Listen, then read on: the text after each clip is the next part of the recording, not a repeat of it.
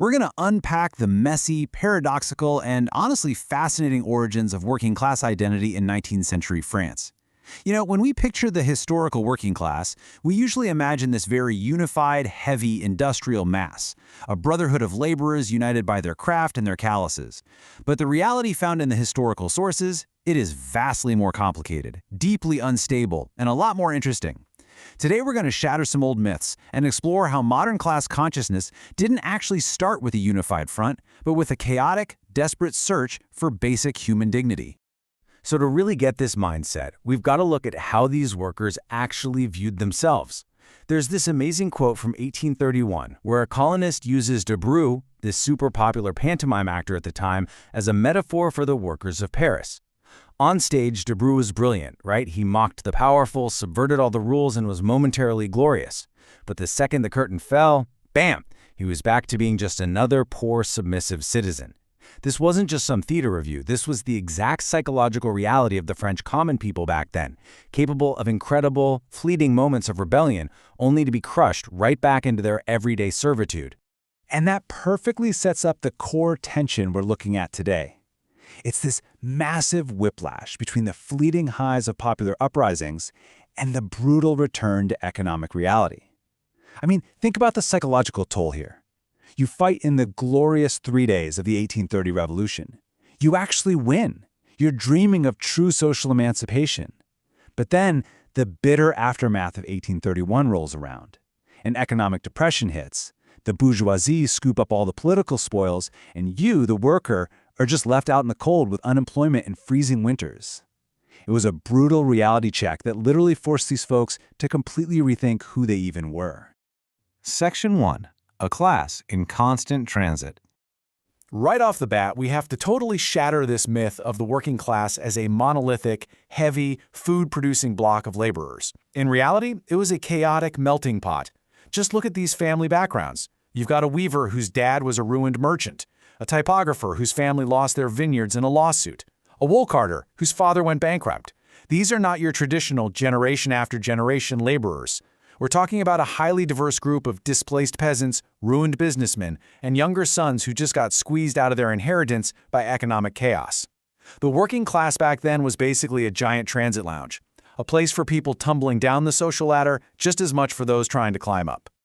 You can actually see this sort of hybrid existence perfectly captured in the room of a joiner named Agricole Perdiguet.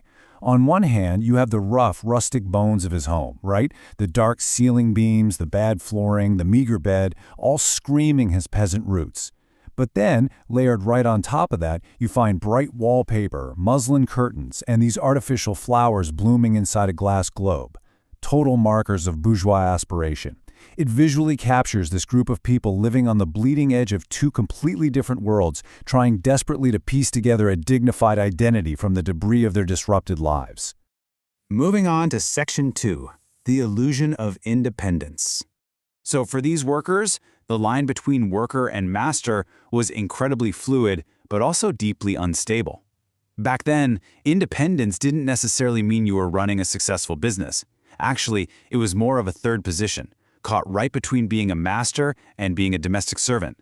And here's the thing, many workers were absolutely terrified of domestic servitude. The idea of being wholly owned and dictated by a master's whims? No way. So they chose independence. They willingly took on the massive risks of unstable markets, unpredictable capital, and brutal economic crashes. Why? Simply because the alternative, being a servant, was basically viewed as social death. Precarity was the price they paid for freedom. But as you might guess, this freedom was often a massive trap. Like one St. Simonian propagandist pointed out at the time, certain neighborhoods were just packed with what they called political hybrids. These were guys who dreamed of emancipation by starting their own enterprise. They'd scrape together whatever savings they could to become masters themselves, but they almost always ended up trapped in this vicious cycle. They were still treated as highly disposable workers by the big capitalists who hired them, while simultaneously having to act as exploitative masters to the even poorer workers they hired underneath them. It was this total illusion of independence that really just cascaded the exploitation further down the line. Section 3. A strange hierarchy of dignity. Okay, so how did they navigate this intense social pressure cooker? Well, they created their own internal social ladder, and it is the exact opposite of what you might expect. You'd think the most respected workers would be the physically strongest or the most traditionally skilled, right? Not quite. The more pragmatic trades, like masons, actually shared a lot of values with domestic servants. They kept their heads down, saved every single penny, and mostly just wanted to buy a plot of land back in the country. They totally ignored city fashion. But then you have the fringe, quote-unquote, excess workers, like tailors and typographers. They completely rejected all of that. They actually refused to save money. To them, thrift was the mindset of an ant, or worse, a servant. Instead, they valued fashion, they read newspapers, they obsessed over public opinion, and most importantly, they demanded immediate social equality right there in the city. And why were these fringe workers so fiercely radical? Honestly, because they knew exactly how disposable they were. Let me give you an example. There's a story of a typographer named Mallard.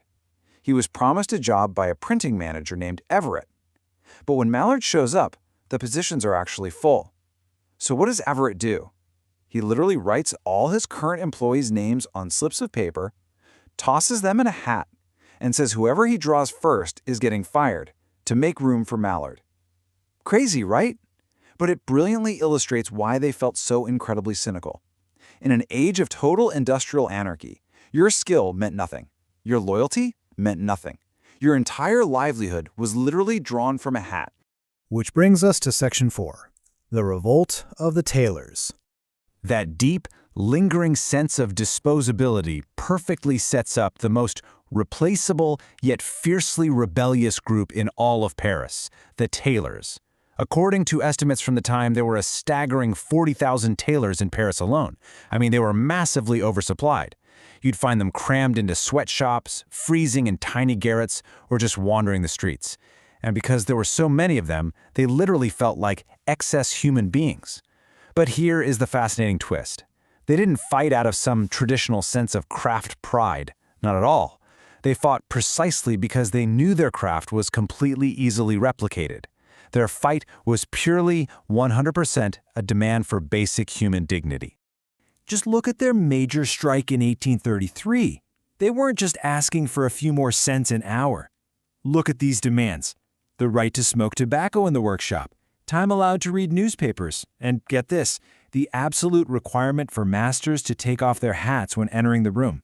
I mean, wow. They were explicitly demanding that their employers treat them as social equals, governed by a shared code of bourgeois politeness.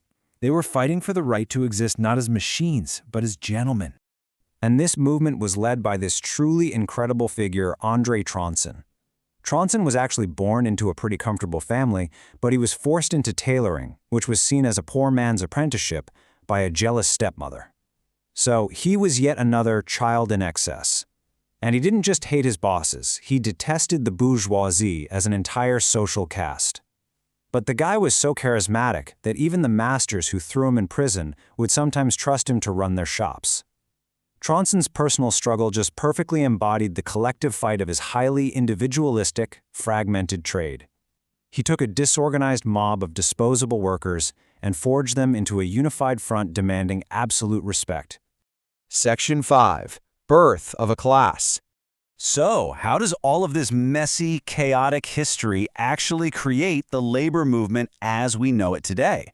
Well, to become a class, they had to break all the old rules. Step 1, they completely rejected the old ant-like morality of saving money and the quiet servitude of domesticity. Step 2, they demanded absolute social equality from their masters, like the whole hat-tipping thing.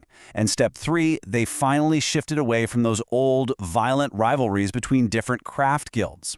Instead, they forged a totally new, universal solidarity based on mutual respect and shared risk. They realized that, hey, whether you're a mason, a weaver, or a tailor, the core struggle against exploitation is exactly the same.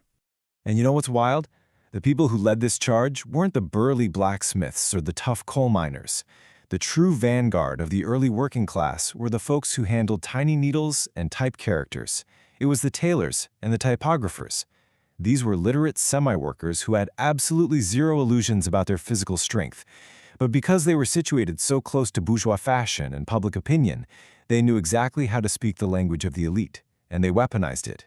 They were the ones who penned the very first real class discourse in foundational worker publications like Latier, articulating a vision of rights that applied to all trades across the board.